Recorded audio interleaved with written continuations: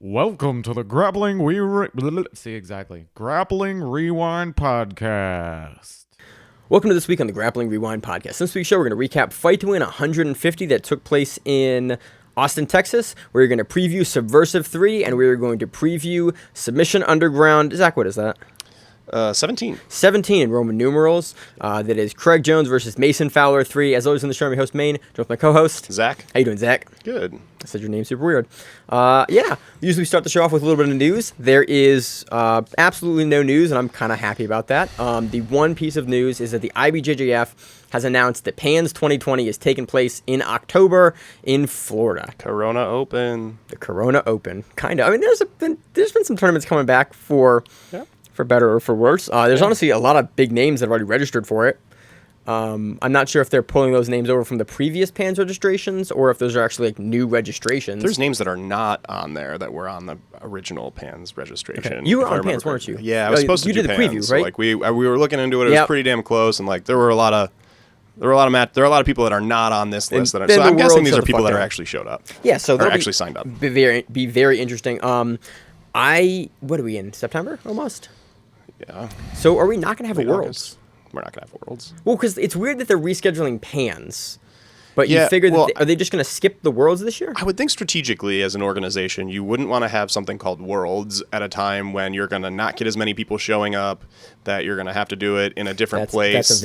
You don't want to have world champions with an asterisk next to their name, but you can have PAN champions that people are like, well, it was 2020 PANs though.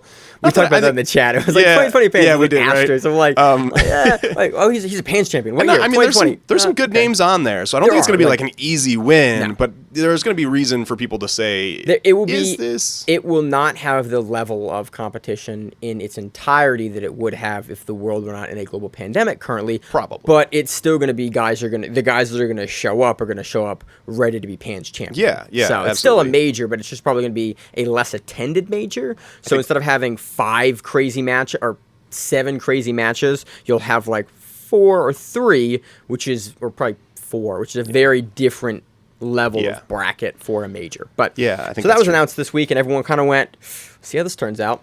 I have no other news, and I'm honestly super amped that everything has been pretty quiet with everything going on. Russia has a COVID vaccine that you probably shouldn't take right now. Other than that, from the makers of Crocodile. God, you should watch that Vice documentary. It's really good. All right, so let's move. We got anything else? No, that's it. All right, let's kick it off. Let's move on to the recap of Fight to Win 150. This one was headlined by Hamlo Bahal taking on Tanner Rice, defeating him via split decision. And one of many this weekend. There is a lot of split decisions on this card. I was kind of surprised the amount of split decisions that were happening. And honestly, in our chat, the Grappling Rewind chat, a bunch of us were like, I don't think he won that. Like, I won that. And it was like, I think 3 matches at least that a bunch of us disagreed on. And we're like, I should have won. A lot of split decisions in the chat as well as in real life there. But yeah, this match was interesting at the very beginning. Baral pulled half guard early. And then we were talking about it just right before we started the show, had a really nice exchange where he was playing some DLR, transition to a single leg X, and and it was a really nice setup, and he, if I remember correctly, he got a sweep actually from X guard. Yeah. Like he transitioned down. This is a game that I'm starting to playing more now. Yeah.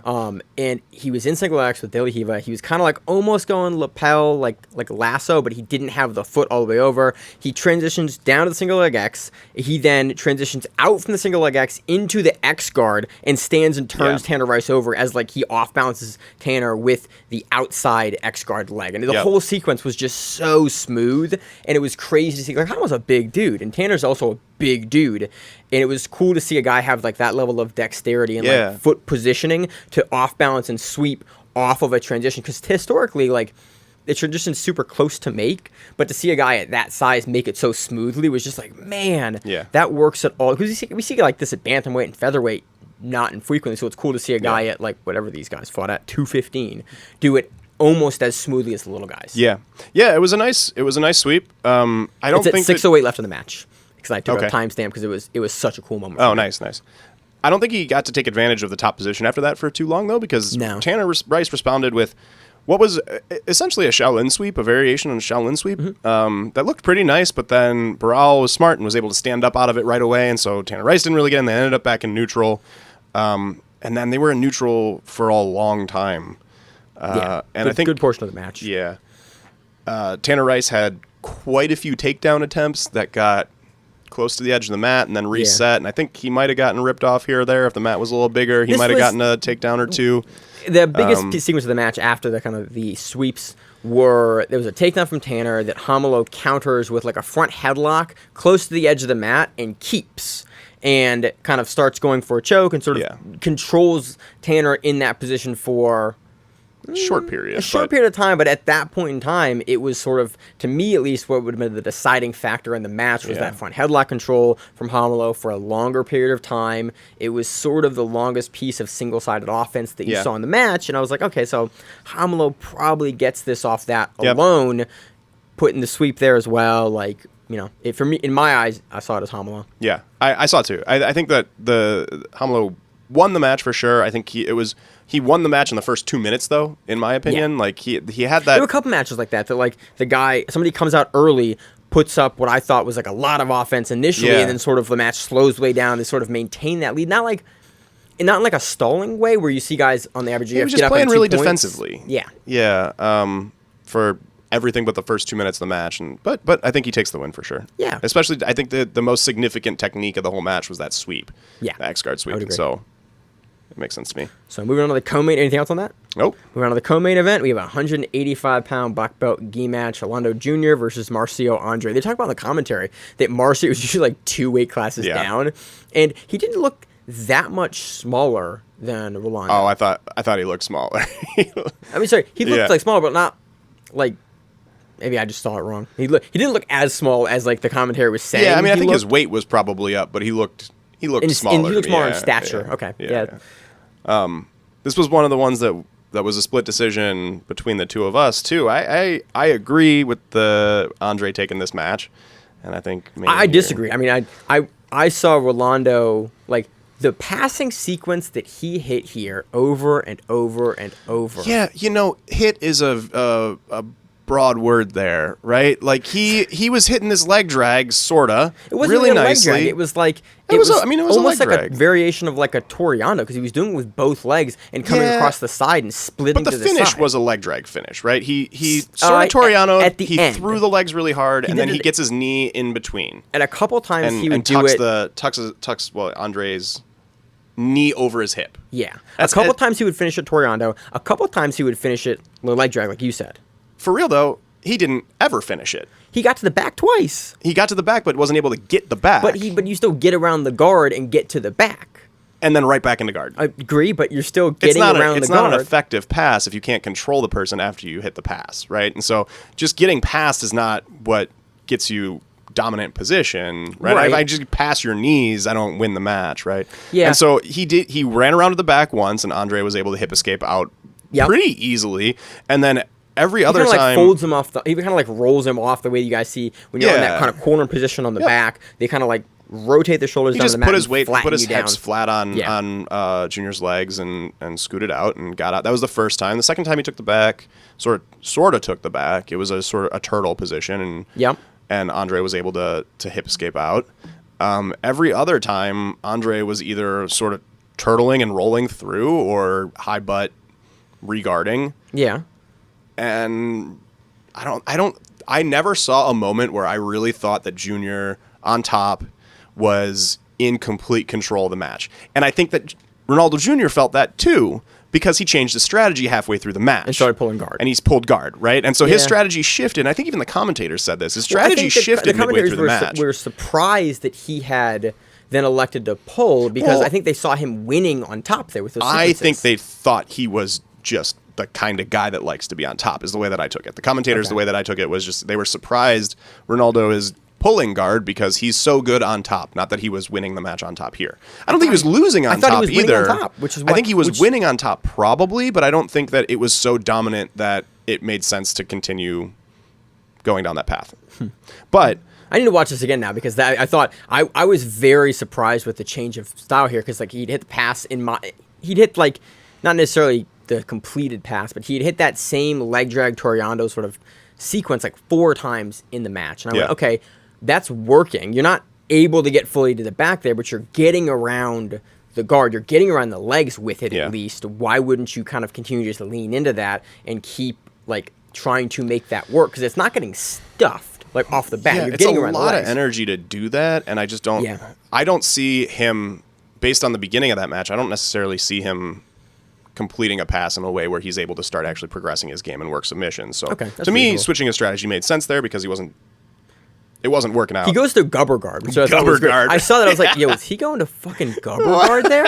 And I went, oh, he did train with Keenan for like half a decade. Like, I'm curious to see what he has. And then he just kind of just abandons it. Yeah. I was like, what? I was like, are we going to see, like, because Keenan's supposed to be on this card. He got out with a back injury. I was like, are we going to see it anyway? And then we just didn't. And I went, oh, I got excited for no reason apparently there. And then they end up in 50-50 They end up sort in of situation. footlocks to close out the match. And Emil and I always say, footlocks in the last 30 seconds don't count. But that's all we really have to go off of on this because I don't think that the passing was effective. I don't think that any guard play was effective. I think that... See, I do. That's the weird. Usually on the show we like agree or it's like we come to like... I'm like, I think it was like effective.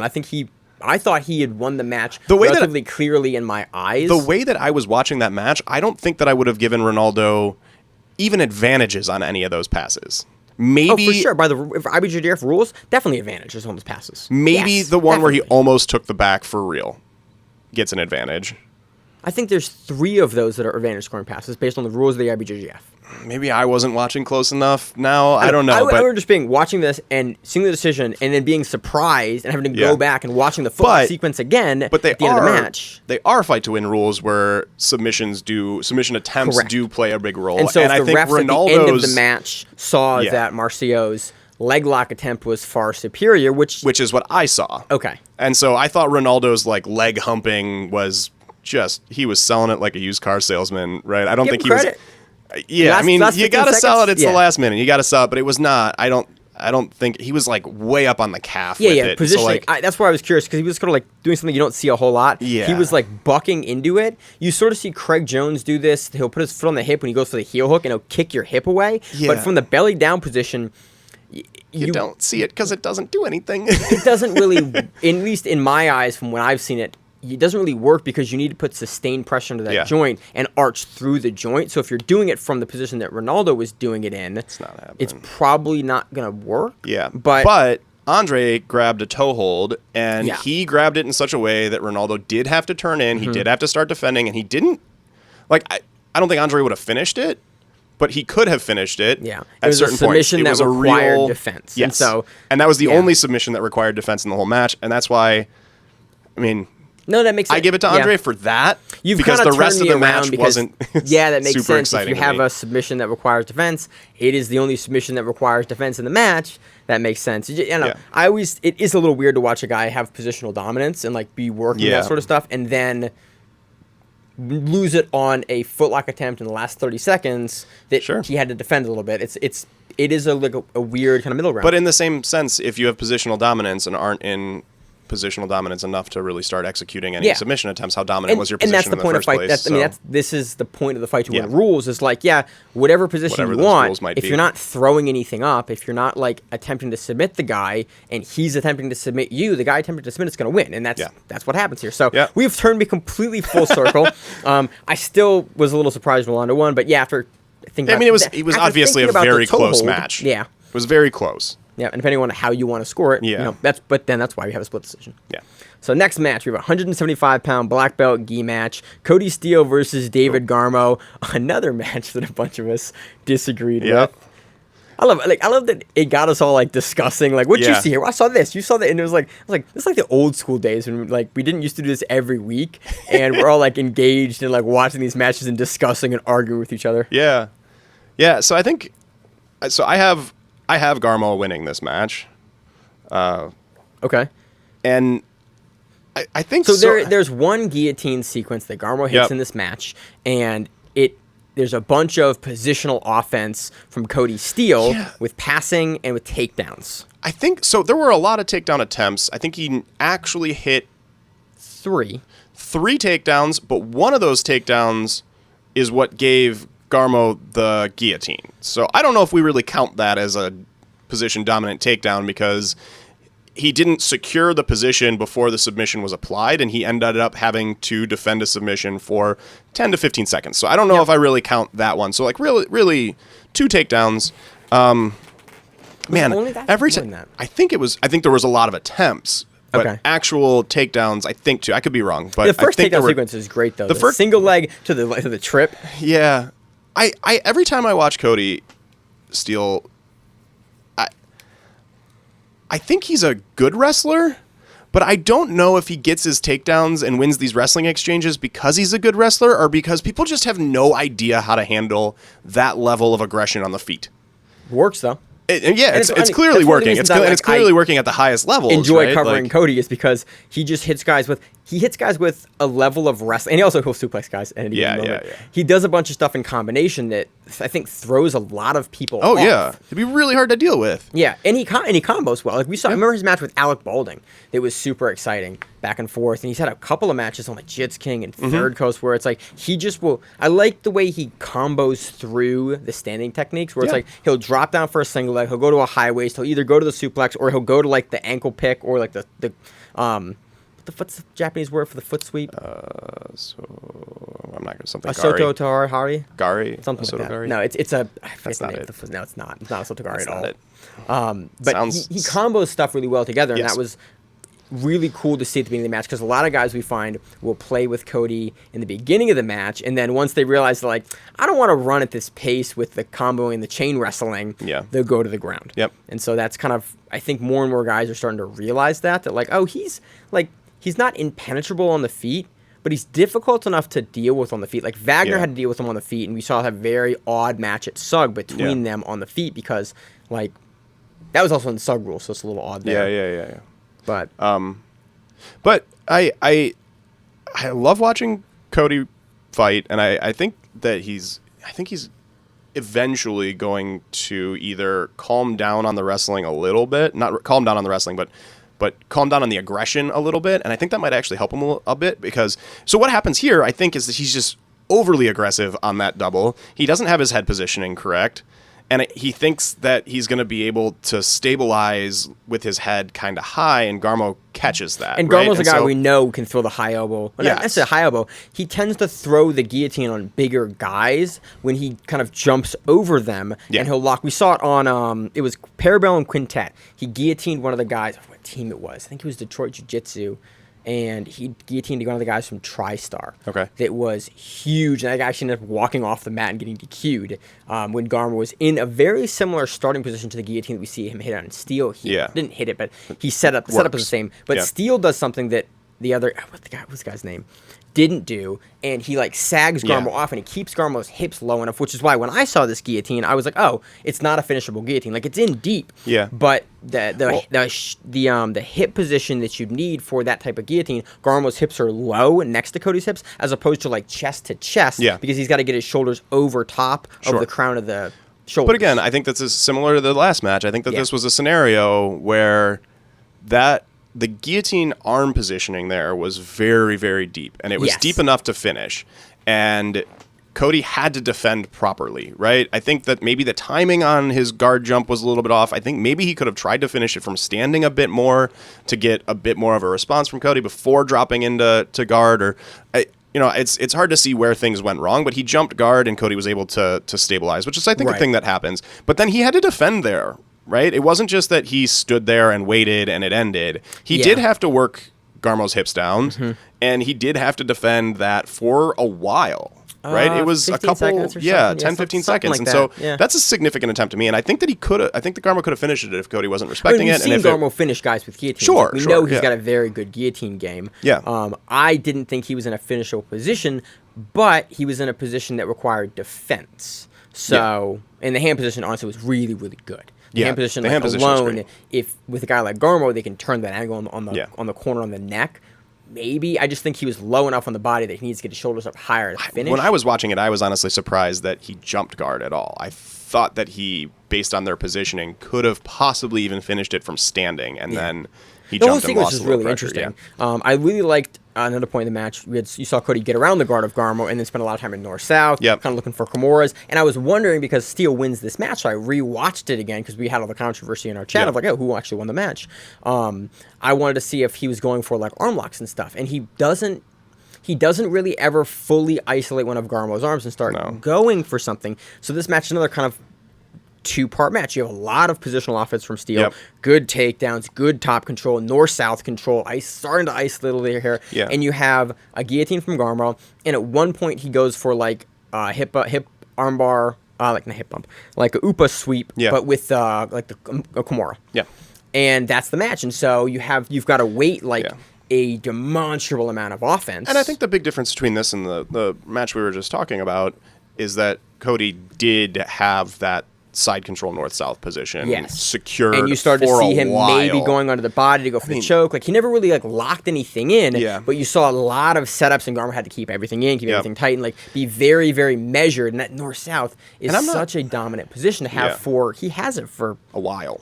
at least I think a minute almost. Yeah. And I don't pretend to exactly understand fight to win scoring, but I could see a scenario where even though that was a significant submission attempt, that just that amount of time in side control north south having passed outweighs. I need to go to the rules attempt, meeting for fight right? to win, honestly. Yeah. Because usually when everything was shut down, I'd go to a rules meeting like a couple times a year, and Seth and that team does a very good job of changing their rules, pretty frequently to kind of keep everything, to keep the style of matches that they are looking for present. And so because it's been a good amount of time since I've seen a rules meeting for fight to win, I should probably fight to win Philly right after ADCC, almost a year. Oof, yeah. I haven't heard a rules meeting. I'm very curious to see what Seth talks about for the scoring criteria in the rules. Yeah. Because I need to like refresh, because we have a lot of these matches where it's like, oh, I'm seeing this, you're seeing this. If we're talking about this, I need to have a better understanding of the rules so I can dispense that to the rest of the team. Yeah. I think we're seeing a lot of the same things. It's just a matter of how much is A being how are you weighted weighting it, versus where are you B. scoring Yeah. it? But it was still a fun match. Yeah. Again, I'm really excited. Yeah, it was a great match. I think it was it was fight of the night. One of the fights of the night. Maybe? It was fight of the night. Yeah. And I think that's deserving. It was a good match. Yeah, it was an exciting match. I think we'll see both these guys. We'll definitely see Cody at Trials. Oh, sure. I think we'll see Garmo at Trials as well. Probably.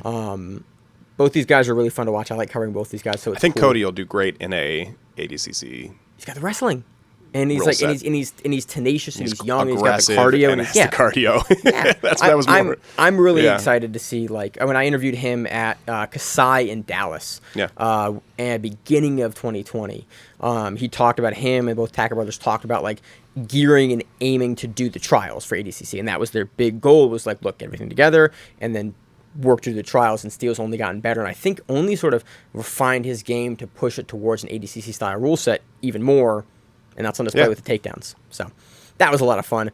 Next, anything else on that match? Nope. Next match, 175-pound black belt Nogi match. John Combs versus Reuben Rivera. Yeah. You got some notes for this one. I do have some notes for This this was one. submission of the night for the black belts. Combe gets it done with a Kimura, and it was a spicy match. Yeah. It was. John Combs put on a clinic here, and I loved watching every second of it. I like watching Combs. Like he's got a really, I'd say aggressive game, but like he will hunt for guillotines, and he will hunt certain positions and techniques. And when he gets on you, he isolates and he gets his body really, really small. Like a lot of what you see, like female, like what's right above Rooster for women?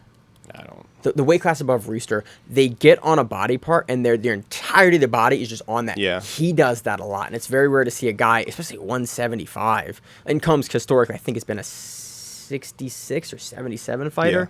So he's not cutting any weight for this match, probably. But to see a guy at that size isolate so completely on a body part is pretty rare, and it's cool. And it's the thing that Combs historically has done really, really well. He does a lot of things that are very slight technical advantages that you can see sometimes that I really enjoy watching him for those. And so like one of the things that I took a note on and I really enjoyed seeing, which was sort of small, but Rivera early in the match pulls guard, half guard, there's an underhook, and he underhooks the free leg, the leg that's not in his half guard. And he sort of goes for an inversion sweep of sorts. I'm not exactly 100% sure what you would call it. It's probably got 7 or 8 different names, but he goes for an inversion sweep. And Combs feels the inversion sweep coming, and you can tell that he senses it coming, and he sort of gets an overhook around Rivera's head a little bit.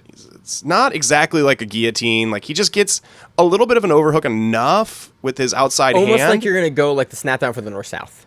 Yeah, sort of. Yeah, but you're not, it's like the positioning's not there, but like the same it's like a weird overhooked position with on the head. Yeah. Yes. And so then as Rivera's actually sort of getting pretty close to hitting this inversion sweep, Combs just kind of hangs onto his head, and he can't get his head out from underneath himself, and he has to bail on it. And it's just such a beautiful, like, small maneuver. It's not flashy. It's not big. That It's just like stopped a sweep from happening. I have your head, you know? and now you need your head to Yeah. get the next piece of this. You like, can't position. be on top if your head is still under your chest, and he just kind of held his head in place. It's if you can go back and just watch like the first minute of this match, I think it's in that first minute, and it's such a nice technique for that particular situation. It's worth watching, and I appreciate Combs a lot because he does that kind of stuff often in all kinds of positions. I was doing a little promo. We got some footage from, I want to say Jits King. They gave us for a couple of the fighters, and they gave me a bunch of footage of Combs like training. Yeah. And it was cool to like watch him. And some of the stuff was in slow mo. To like watch like all the little transitions that he made. Like, man, I missed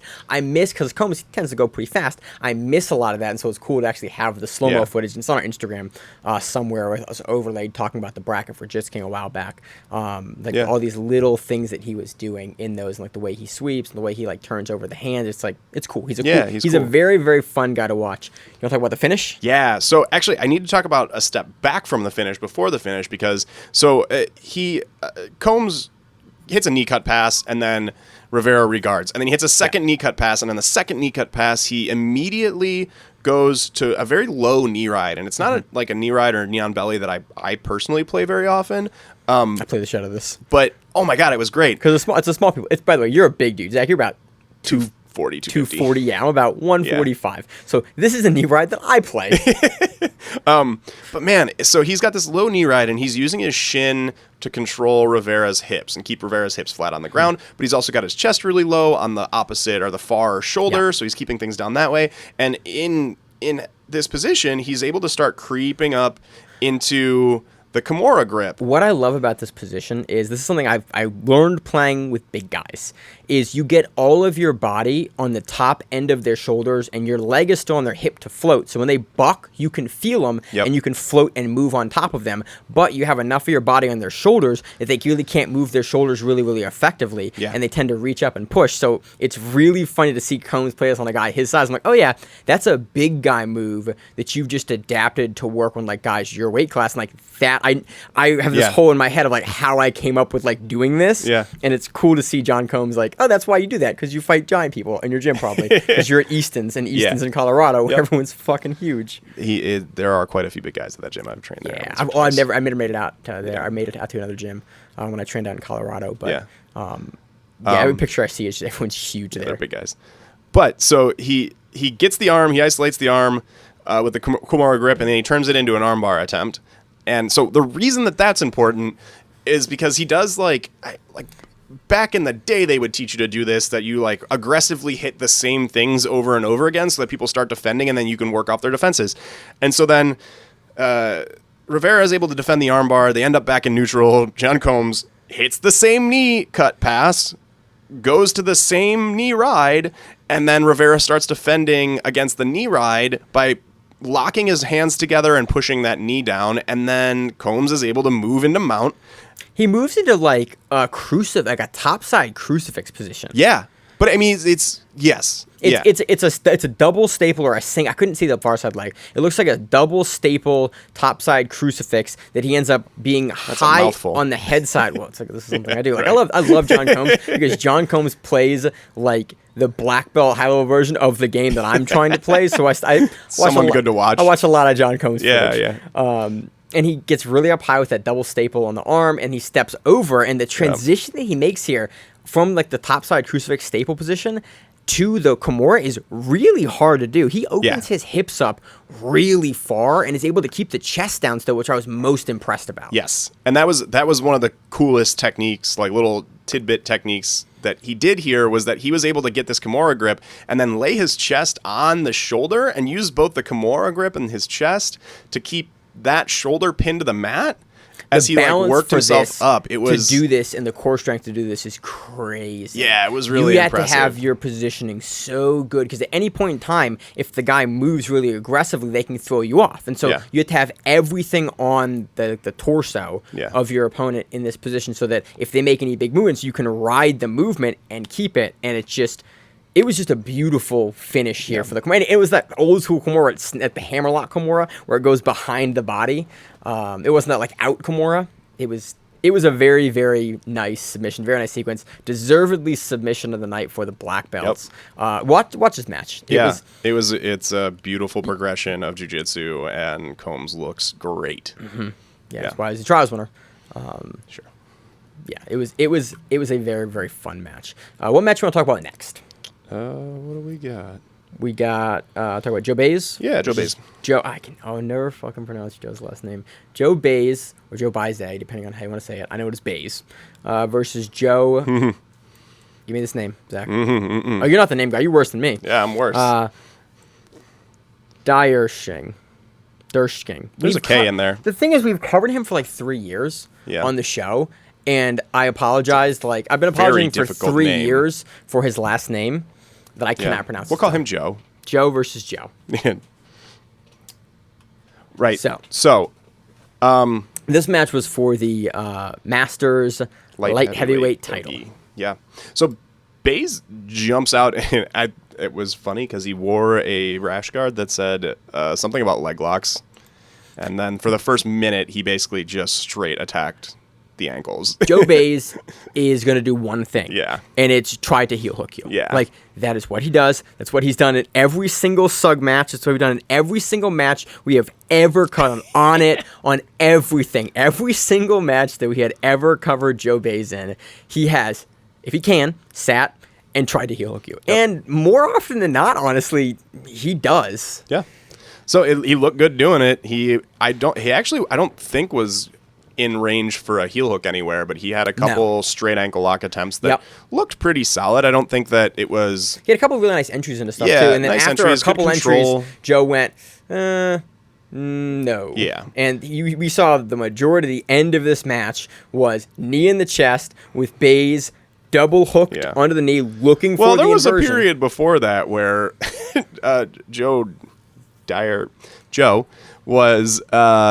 in standing open guard. Dyerschking. Let's go with that. Dyerschking. We're going to say Joe that. and Joe, it's getting too complicated. Dyerschking. Joe, if you hear this and you want to correct us, I really apologize. That'd be great. A nice correction would be good. I would appreciate it. Yeah.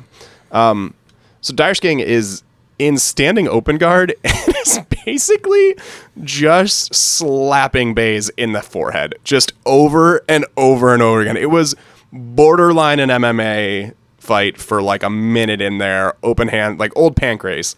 Yep. Open hand slaps to the top of the head. If anyone hasn't seen Pancrase, old school Pancrase when Boss Reuben used to fight in Pancrase, you couldn't punch with a closed fist to the head. Anywhere else in the body was fine. But Boss Reuben does the hand thing, pulls his hand back, and you should watch him slap Frank Shamrock in the face and watch their fight. And Frank Shamrock is just like, and he's slapping. He's in a triangle. No, he's not in a triangle. They're in like a leg position. They're like a leg. Oh no, the spot that I'm remembering, maybe I'm remembering it wrong too. But I've watched this a lot. Anyway. What I'm thinking is they're in like a 50-50. I thought Boss Reuben has a triangle. And he's just slapping and Frank Ken Shamrock in the face, and he's smiling. And Ken's putting his tongue out. At him. Yeah. Classic Pancrase fight. Like you're not gonna slap me enough to knock me out. Yeah, and you can't. But anyway, so this was basically Pancrase for like a minute in there. Old school vibes. And then we moved to this like neon chest situation. Yeah. But Baez was doing a really interesting thing where he sort of like, I don't know, hammerlocked, Kimura Grip. Anytime he was doing something that basically anytime that Dyerschking was going to move, Baez was going to be able to get underneath him. Well, he got his wrist. It was almost like a leg slicer or a calf crusher position, except his legs and hips weren't in the spot, but he had like the arm positioning for a calf crusher, but was hugging the knee into his chest, and Dyerschking just couldn't finish the pass from that position. And I don't think Baez had much of an offense from there that I saw him executing, but he had already... So now he's like waiting for, it's like, You got to move to the next position. Yep. I've already put up the offense. I'm probably not going to call it for stalling because I'm here. I have your leg still. Everyone knows because we've seen the beginning of the match what I'm looking for. And also, I'm Joe Bays, so everyone already knew what I was looking for before the match started. And last week and the week before, and the next match, probably what you're going to go for still. Yeah. Because that's what you do. And so that's kind of where the match ended. Bays becomes the Masters light heavyweight Nogi champion. Yep. And I think deservedly. Yeah, I'm excited to see him try to rip guys' lights off. Yeah. Like, I like watching Bays because he's a guy that, he's a guy that you can do tape study on for, like, live matches. You're like, I know what he's going to do. How is whoever he's going to face going to deal with what he's going to do? Yeah. And so he's a really great guy to know and to study because you can watch live footage and have to, like, call it in your head live. Yep. And so I use Bays for, like, live makes match sense. study non-frequently. Next match, we had Javier Gomez defeating Lucas Lima via decision to become the Masters featherweight gi champion. Both these guys were in black gis, and I thought this said welterweight when I read it initially, and I was watching this match like, yo, I was like, this. I actually, like, in the middle of the match, I had to stop. I was like, this is not welterweight. I was like, oh, it's featherweight. Yeah. That makes sense. And it looked like a featherweight match. It did look like a featherweight match. A lot of 50-50, which is hard to keep track of when it's a couple small guys. And it's also in black on black gis. It was. I found that, like, just arms everywhere. I found myself difficult like to see, squinting and trying to figure out where the white patch was versus the yellow patch. Yep. And yeah, it was a challenging one to follow. But double-seated open guard, majority of the match, 50-50, butt stuff. No huge kind of swings of momentum either way. A very, very classic IBJJF style featherweight match for a title. Yeah. And so with that, Javier Gomez becomes the men's Masters featherweight champion in the gi. Yep. Next match, we had Andy Valera defeating Alex Larmy via decision. We have... Am I missing a match here? We got Andrew Tackett. Yeah, I'm going to talk about that match in a bit, but it's not. It's listed in the lower in the card. Yeah. It's we have Alfonso de Silva, de Walker Madden. Jesus, defeating Walker Madden via decision. We have Crit Man. I have talked shit about Emil recently. I need to not talk shit to Emil when he does a great job reading the names. Emil, I'm thinking about you. See you next week. Cristóbal Chavez defeating Jeff Reel via decision. Lucas Pinto defeating Art Vega via choke. Chris Fields defeats Stefan Elkin via decision. Vinicius Garcia defeats Mateus Oliveira via decision. Marcus Dempsey defeats Eddie Gallagher via split decision. Rodrigo Lopez defeats Dylan White via footlock. And Andrew Tackett defeats Orlando Castillo via decision. And that was fight of the night for the black belt. So nice. There was fight of the night twice. Yep. This is a black belt match, but I think Andrew is a purple belt. He's brown belt, at least. His brother is a brown belt. Oh. William is a brown belt. I think Andrew is still is a purple belt.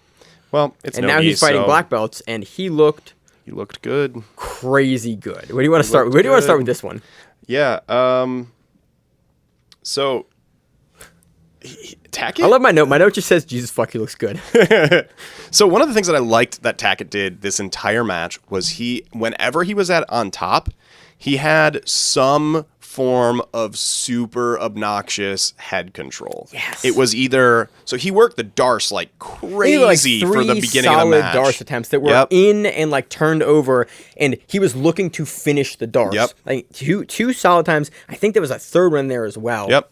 And when he wasn't going for a darce on top, he had his arm reaching around for the guillotine. He had reverse guillotine positions. He was just pulling, and he was using it to pass too. Yeah, and get around the body and like stay into side control, and he'd off angle with it, and he'd come back to square with it, and he'd look for it. And it was just the comboing that he did there with that hand position was beautiful to watch. And I honestly, by the end of the match, I was thinking, man, it must suck to be his opponent right now, because all of that head control, all of that head pressure just gets so frustrating after a short period of time even. Like, being in a darce and getting out of a darce is hard. Getting out of 3 darces is hard. But if you've gotten out of 3 darces and you're used to your head being pulled on like that, and then you're just in this guillotine, sort of half guillotine position, these reverse guillotine positions, your head is being pulled down even more.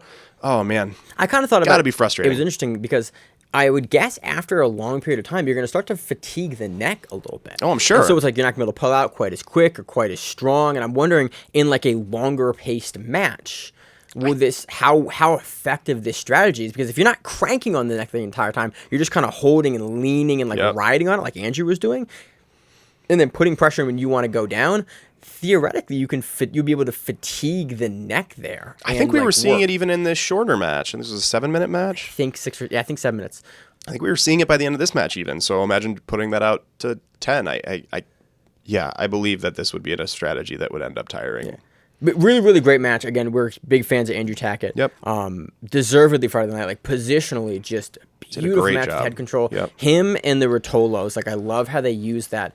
Like, the darts to pass and also, like, control the position. They're guys that are just going to hold it and, like, work around holding that position and holding onto the neck. I've talked about on the show numerous times. I'm a big fan of anyone that will just headhunt. Like, just a headhunt. I'm a huge fan of headhunters. And so whenever I see a guy for the entire match just hunt the head, Pashawar like Combs, Pashawar like Dante Leon, like they're headhunt guys. Oh yeah, so Hanger, same thing. Yeah, Hanger does that a lot. This reminded me of Hanger a lot, where Hanger he gets the neck and just doesn't let go. And he's like, "Cool, I have your neck now, and you're gonna have to move hell and high water to get your neck out." Very, very nice control here. But also, to give Castillo a little bit of credit, he did get a base out sweep in there that was really nice. And when he was on top, he was working things pretty nicely. And then Tackett got a sweep for sure. It was definitely a legit sweep. I have no idea how it happened. I watched it like 10 times, and he had like his leg in a weird position and then just kind of stood up. And I could not put a name on the sweep. I understand how it worked mechanically, but it was a unique position. But it wasn't a tech up sweep. Yeah. It wasn't a traditional tech up sweep. But he did get the sweep back and then laid on that head pressure again. So fun match. Watch the match. Definitely Friday night. Definitely worth your time to watch the match. Anything else? Nope. All right, moving on to the brown belt results. Nate Nassa defeats Sam Villalobos via decision. Kevin Carrasso defeats Ben Wilford via choke. Zach Cothran defeats Justin Duran via decision. Caleb Germany defeats Jake Houther via reverse triangle. That was submission tonight for the brown belts. Andrea Morris defeats Jennifer Rivera via split decision. That was fight of the night for the brown belts. Joao Costa defeats Lucas Norat via decision. Lucas Norat Lopez via decision. On to the purple belt results. Chase Dunlap defeats J.D. Ortega via decision. Kenley Anderson defeats Liwei Gout via Americana. That was submission tonight for the purple belts.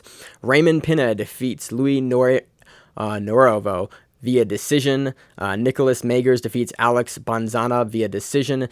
Levi Kurtzkowitz defeats Steven Galaz via decision. Taylor Leonard defeats Texas. This is difficult. Gina Pino via armbar. Cesar Nunez defeats Roberto Robinson via decision. That was fight of the night for the purple belts. Mateus Anat defeats Jacob Scott via armbar. Francisco Pasadero defeats Cody Lear via decision. Dylan Martinez defeats Brian Scrambler via heel hook. Lucas Espinoza defeats Patrick McAfee via choke. On that one. Colby Caps defeats John Taft via decision. Eric Barnes defeats Rhodes Favade via decision. Under the teens and kids results, Helen Carver defeats Carolina Vieira via decision to become the teens Nogi featherweight champion. Catherine Lowe defeats Savannah Aguilar via decision. Xavier Rodela defeats Guy Belmonte via Von Fluchoke submission of the night for the kids and teens. Love seeing a Von Fluchoke. Yes. Not a very often, not a submission you see a whole lot, but I lost my first MMA fight with a Von Fluchoke. Did you really? Yeah. What year was that? 2006. Okay, so it wasn't a real choke then. Oh, when did Jason Von Flue start hitting that choke? I think they were calling it Von Flue at that time. They were calling it Von Flue, but like no one knew about it. It was like, I sure weird, didn't. This is weird. Exactly. I remember I got Von Flue choke like first 6 months because I hunted the guillotine super hard, and there was a purple belt pro fighter that I went for it, and I go for it and eventually after I think he let me do it for a month or 3 weeks. I was doing it. He choked me for the third time in that round again because we do circuit training. And he was like, "Hey, man, when I pass, when you have the guillotine, you have to let go of that or I'm going to choke you with that every time." Yeah. And I went, "Oh, okay." And since I've gotten better and I can do it through the Von Flue anyway, but it was, I just remember that conversation because he was not a super nice guy to me, but he was like, "Hey, man, I don't want to keep choking you." He was basically you're making me bored, having to do this to you over and over again. Get better so I can stop. I can work better stuff. Stop holding onto this choke. I was like, okay, Just wipe out me.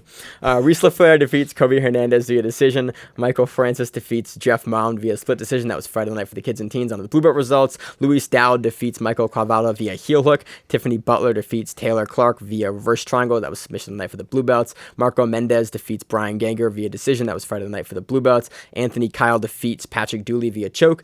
Ian Batista defeats Shea Stetler via armbar. And Gabe Rendosa defeats Randall Godson via decision. That does it for Fight to Win 150. We're on to the next one. So, oh man, do we not have things for Subversive yet? All right, we're going to get back to Subversive 3 in a second. So, before that, let's move into the preview section. Let's talk about Submission Underground 17? Right? Yes. XVII. Thank you, 17. Super Bowl numbers. I know that because Final Fantasy 7 plus 10. Oh, that makes sense. Yeah. That's a good game. Yeah. Happens on August 30th.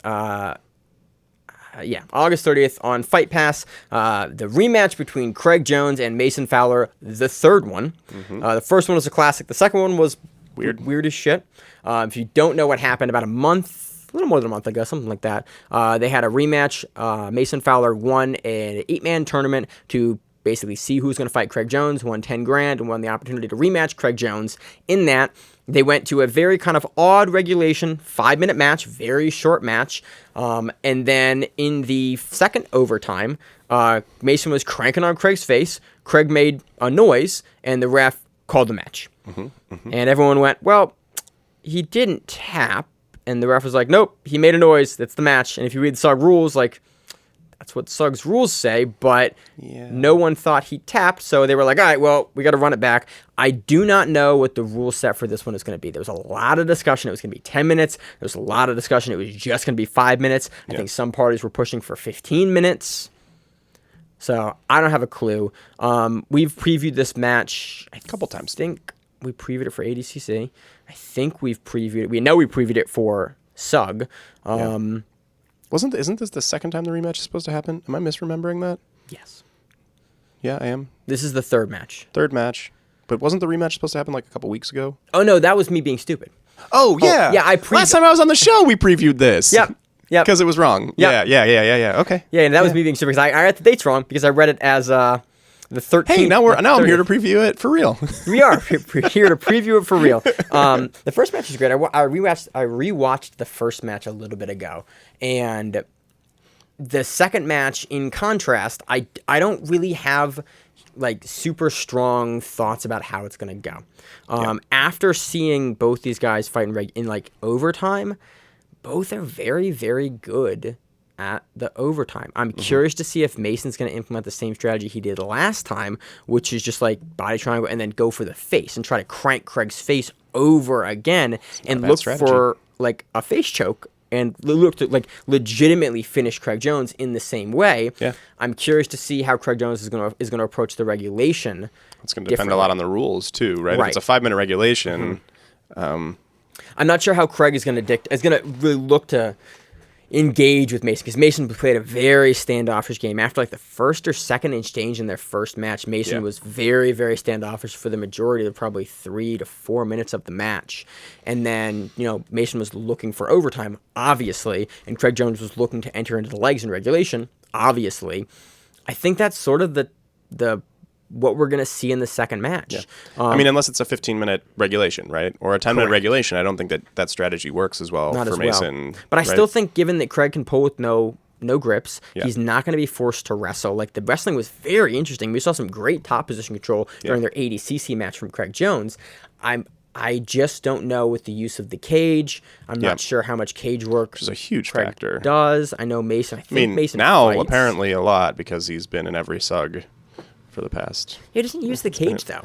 Yeah, like, but he's at least accustomed to it or he's aware accustomed of to it. But he just doesn't use it. Like, Mason is a guy that I think will use the cage if presented to him, but I don't really think Craig is going to be willing to going to elect to stand here. I mean, he's strongest from underneath you in a bottom position. SUG is going to allow him to take that position. I could see him sort of like trying to get and like jump in, but most of what he does is gets you to engage and then sort of enters and takes ground away from you. Yeah.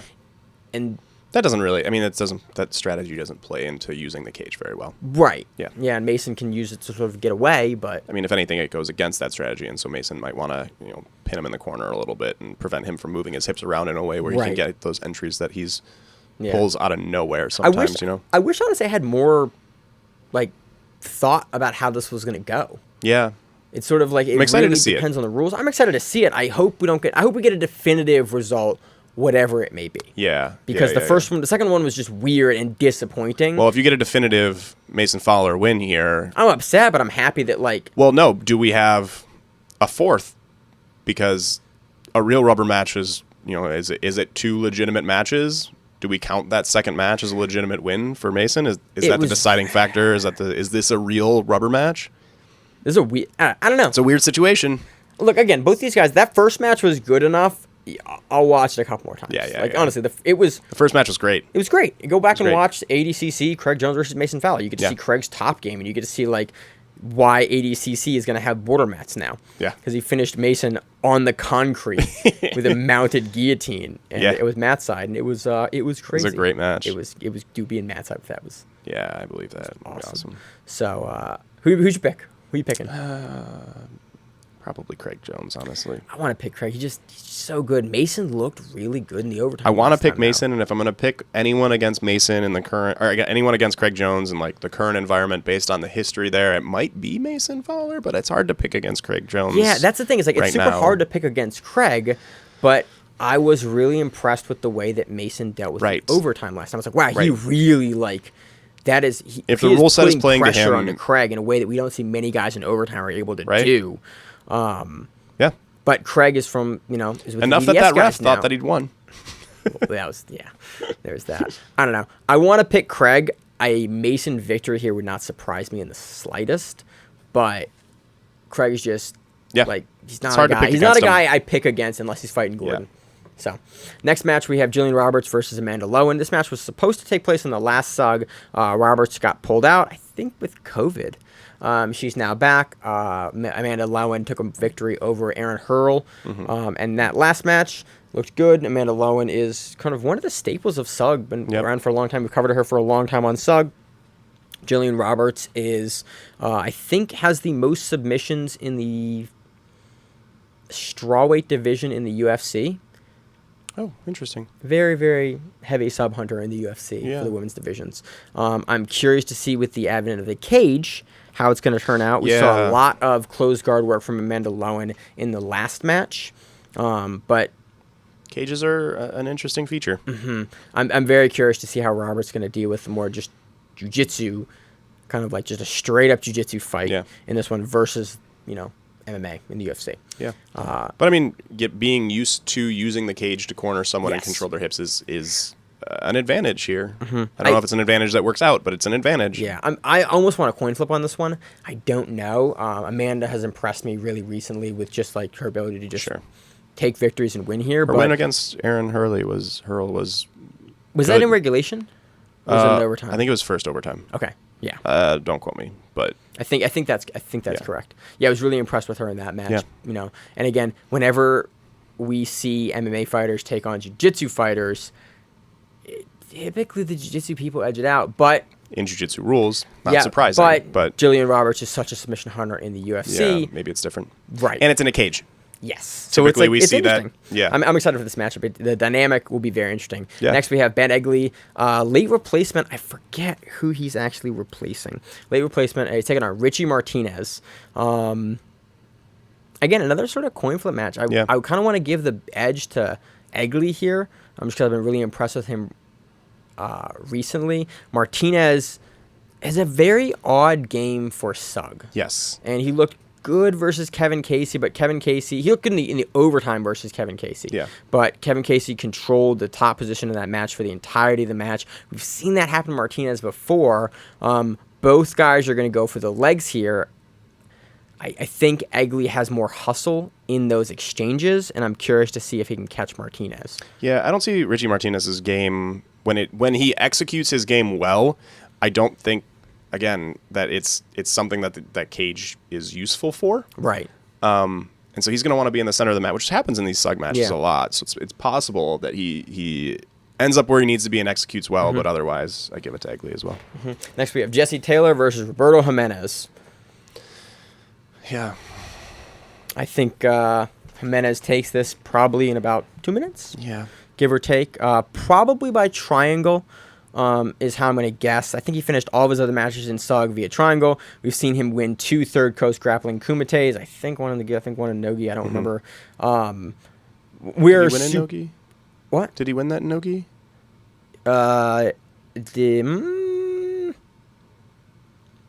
Maybe. Remember, but I know he won one. He took one real close one over Rotolo. Yeah, that's it was right. Rotolo with the weird. That's it ended in a no contest after the fact. Yeah, Yes. that's what I was thinking on the of. takedown Because they made it to no contest after the fact. But yeah, okay. That's what I was Jimenez thinking is of. one of the best in the world. Yes. Black belts, like it or not, like he skyrocketed into the rankings when He's first here he was now. number 1. Like Jesse Taylor is an MMA fighter, good grappler. We've seen him on it. We've seen him on SUG. Like he's definitely in the grappling scene. Roberto Jimenez is one of the best in the world. I want to see Roberto take on Craig Jones. Yeah. I would like to see Jesse Taylor take on Richie Martinez or Ben Egli right now.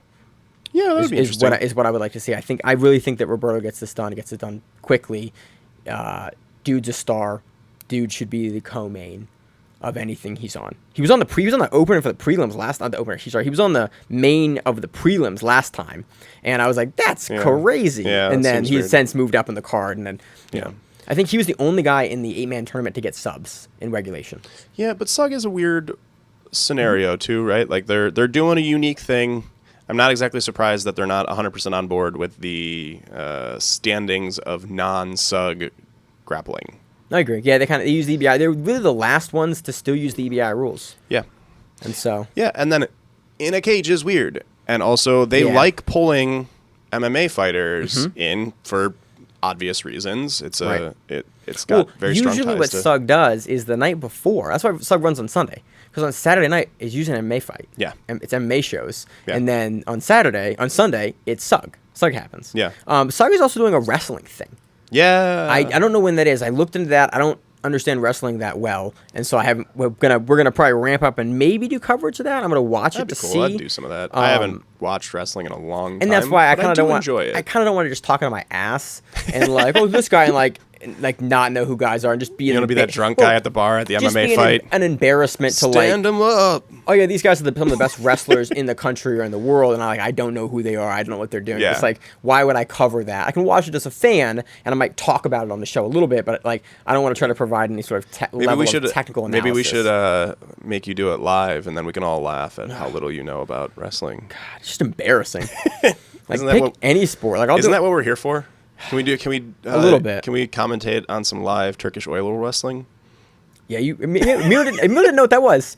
So we're playing some D&D at your house, and Emil didn't know that like Turkish oil wrestling was a thing. It's the weirdest grappling sport of all time. It is weird. So back to reality Well, here. off topic. Let's move into the craziness that is the undercard.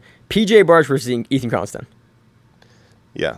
Why is that on the undercard? Right? Yeah, that shouldn't be on the Like undercard. make it Make it a 5 Make main it a card. five main card. Are you putting Ethan Constant on the undercard? Yeah. Honestly, look at the entire red side of the bracket for the undercard. Yeah. Actually, look at the blue side of the bracket. Like, this card is The undercard's stupid good. PJ Barge versus Ethan Constant. I see Ethan getting this done. PJ has looked good since the knee injury, though. Yeah. Like, he got his knee injured at West Coast Trials, ADCC 2019. And then he took some time off because I think he had to get surgery. He was rough for a while. And this is a tough match. Barge is, I don't think Barge is at 77. I think Barge is bigger than that. I think Kronston was at 66. Yeah. Because he fought Krikorian for the trials, for the East Coast trials, and the finals of that at 66. And Kronston's gotten a little bigger since then, Yeah. but Barge is definitely going to be the bigger man here. But Kronston Yeah, is the world's best brown belt in the biggest air quotes ever here. Yeah. Yeah, I still give this to Carlson because he's looked so damn good lately, and Barge is on his way back up, and so maybe he surprises us. Barge looked good. Last time we saw him on SUG, he looked really good. Yeah. I mean, I've always been impressed with Barge. He's got a relatively unorthodox game. He's got good wrestling that he combos with, I think takedowns and with like his subs. Yeah. I just think Ethan is. There's very few guys right now I'm going to pick. I think I picked him over Rotolo in that match. There's very few guys I'm going to pick against for Ethan. Yeah. Good match, fun match. We'll see where both guys are. Next match, Sid Scrab versus Pierre Oliveira Leclerc, another one of the DDS guys. We've seen him on SUG. Sorry, we've seen him on Jits King most recently. Looked good. He's been off a little bit. I forget last time we covered Scrab, but I kind of forecast Pierre to take this. He's just kind of on the up and up, training a lot. Looked really good. He was one of the first guys to win the Kasai qualifier, is why we kind of kicked on to him initially a couple years ago. Next match, Phil Schwartz versus Frank Rosenthal. I think we just saw Frank 2 weeks ago at Fight to Win. I think he lost that match, but Frank historically is like one of the DDS guys and is a contender instead of any bracket that he's in. Yeah. We've carded Phil Schwartz as well. This is more of a toss-up. I do still want to lean Frank, though, because he's been competing more recently. Justin Rennick versus Kanale Kalhoehu. We just saw Justin a little bit ago versus William Tackett on Fight to Win in Austin. Looked good. We've seen Rennick again on Fight to Win pretty recently, so it's cool to see him out on SUG as well. He's on that competition circuit. Next match, we have Aaron Tigas versus Nicholas Maximov and Kyle Hinckley versus Chase Davis. Should be really a fun card. Yeah. I love these cards, the SUG ones, right now because they run about an hour and a half. It's a great thing to put on the afternoon on Sunday, watch through it. For me, we take some notes, and then they've been a lot of fun recently. Hopefully the main event doesn't end in weirdness. Yeah. Looking forward to that main event. Mm-hmm. So, we paused the show and tried to find info on Subversive 3. Couldn't find it. Yep, couldn't find it. It's not on Flow, not on Fight to Win, not on Subversive, not on the website. So I'm not sure if that event is going to happen, if they're going to release it like a closed-door event, or exactly what's happening next week. But hard to preview what you don't know the card Yep. for. If it happens, we'll cover it. If it doesn't happen, then we will cover it when it happens. I think that's all we got this week on the show. Yep. Let's see what else. I don't think... Yeah, no. I got nothing else. So what do you got planned on this week, Zach? Anything fun? Taking some time off. I've been doing basement jiu-jitsu a little bit, but I'm taking the week off to heal up some. That's good. Maybe I won't even work out. Maybe I'll just get real fatter. I'm probably going to run. I'm trying to up my mileage this month, and so I'm doing longer runs, and my average run is almost 3.5 miles. Sounds terrible. This month, and I'm I hate my body and my life. My body doesn't like to run, but I did start running again because quarantine shit. But I cap out at 2 miles. I just try to make my miles a little faster. That's what I was doing, and then I talked to my best friend was a D1 runner, and I was like, how do I take this barrier? He goes, you got up the mileage. And I was like, okay, I have nothing else to do. I'm not training a ton, so it's just all right, time to play Nintendo Switch Mario that I got and run a lot of miles and edit the podcast. When I up the miles, I down my knees. So you're 250 though. You're a giant human being. I'm 145. Well, maybe I wouldn't be if I got off my fat ass and ran a bit. Yeah. So it's a pretty good week. I got a Nintendo Switch finally. Rachel bought one for me and found one at 5 in the morning when Target re-ups their stock. And so finally, after looking for 5 months, I have Mario in my hand, and it's as good as I hoped. So that's what my week is basically going to consist of. Is okay, let me actually run a couple times this week, long distances, and then sit on my ass after I'm beat from running and playing Nintendo Switch and edit the podcast. Like a good week. And watch jiu-jitsu and work. I live the best life. It's pretty great. I'm having a great time. Yeah. So anything else going on? No. We're not playing D&D this week. No. To my disappointment. Yeah, me too. Had a lot of fun with that. It's a new hobby. It's pretty great. It's pretty fun. It's super nerdy, but it's super great, and it's also not hard on my body like the rest of my hobbies. So yeah, I'm a fan. I have less and less of an issue with the nerdiest of hobbies. Yeah. Yeah. Anything else going on? No. All right. I think that does it. It does it. If you like the show, as always, please consider sharing it on Facebook with Zach, and we are the Grappling. The best way to grow the show. That is, stay safe. You can reach out to us on email. We also have Instagram. We have Facebook. We have Twitter. We have Google Plus. Until that shuts down. We have a website. If you have an event you would like to have us cover, please let us know. If you have a name, like most people do, and you'd like to have us stop butchering it, let us know. Reach out to us. The show is also available on YouTube, Spotify, in addition to iTunes and every other podcast service. We very much appreciate your time, and thank you.